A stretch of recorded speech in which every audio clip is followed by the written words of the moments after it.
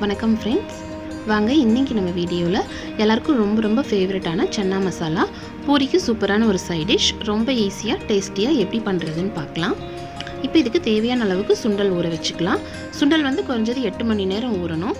வெள்ளை சுண்டல் எடுத்துக்கலாம், அது நல்லா சாஃப்டாக இருக்கும். இப்போ இது வேக வச்சிடலாம். இதுக்கு தேவையான அளவுக்கு தண்ணி சேர்த்துடலாம். இதில் ஒரு பட்டை, ஒரு கிராம்பு, ஒரு ஏலக்காய் சேர்த்துக்கலாம். இப்போ இதுக்கு தேவையான அளவுக்கு மட்டும் உப்பு போட்டுக்கலாம். இப்போ இது நல்லா சாஃப்டாக வேகிற அளவுக்கு தேவையான விசில் வச்சு எடுத்துக்கலாம். இது வேகட்டும். அதுக்குள்ளே வெங்காயம் தக்காளி ரெடி பண்ணிடலாம். இதுக்கு வந்து 2 பெரிய வெங்காயம், 2 தக்காளி எடுத்துக்கலாம். வெங்காயம் தக்காளி சம அளவு இருக்கிற மாதிரி எடுத்துக்கலாம், அப்போ தான் கிரேவி நல்லாயிருக்கும். வெங்காயத்தை மிக்சி ஜாரில் போட்டு தண்ணி விடாமல் இந்த அளவுக்கு அரைச்சி எடுத்துக்கலாம். தக்காளியை நல்லா பியூரியாக அரைச்சிக்கலாம். இப்போ சுண்டல் நல்லா வெந்துருச்சு பாருங்கள். இந்த அளவுக்கு நல்லா சாஃப்டாக வர்ற மாதிரி வேக வச்சு எடுத்துக்கலாம். இப்போ இதிலிருந்து கொஞ்சமாக ஒரு கரண்டி அளவுக்கு எடுத்து மிக்சி ஜாரில் போட்டு அரைச்சிக்கலாம். இந்த மாதிரி அரைச்சி சேர்க்கும்போது கிரேவி வந்து நல்லா திக்காக வரும்.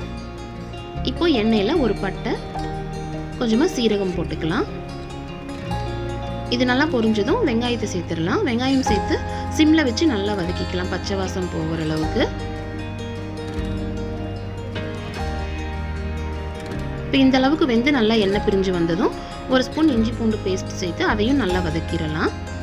இப்போ இதில் காரத்துக்கு தேவையான மிளகாய் தூள், ஒரு ஸ்பூன் மல்லித்தூள், கொஞ்சமாக மஞ்சள் தூள், ஒரு அரை ஸ்பூன் சீரகத்தூள் சேர்த்துடலாம். இது எல்லாத்தையும் நல்லா ஒரு தடவை கலந்து விட்டுடலாம். இந்த அளவுக்கு நல்லா வதங்கினதும் இதில் தக்காளி பேஸ்ட் சேர்த்துடலாம்.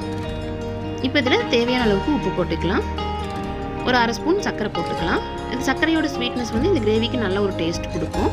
இப்போ எல்லாத்தையும் நல்லா ஒரு தடவை கலந்து விட்டு பச்சை வாசம் போகிற அளவுக்கு கொதிக்க வச்சுக்கலாம். இது சீக்கிரமாக ரெடி ஆயிரும். இந்த அளவுக்கு நல்லா வெந்ததும் இதில் சுண்டல் சேர்த்துடலாம்.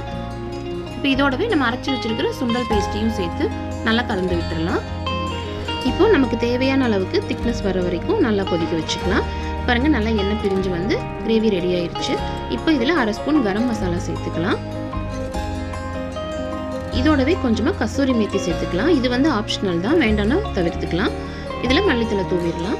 இது எல்லாத்தையும் நல்லா ஒரு தடவை கலந்து விட்டு சிம்மில் வச்சு ஒரு 2 நிமிஷம் நல்லா கொதிக்க வச்சுக்கலாம். கசூரி மேத்தி சேர்க்கும் போது கிரேவியோட ஃப்ளேவர் ரொம்பவே நல்லாயிருக்கும். அப்படியே நம்ம ஹோட்டலில் சாப்பிட்ற கிரேவி மாதிரியே சூப்பராக இருக்கும். இந்த ரெசிபி ரொம்ப ஈஸியாக செஞ்சிடலாம். கண்டிப்பாக ட்ரை பண்ணி பாருங்கள்.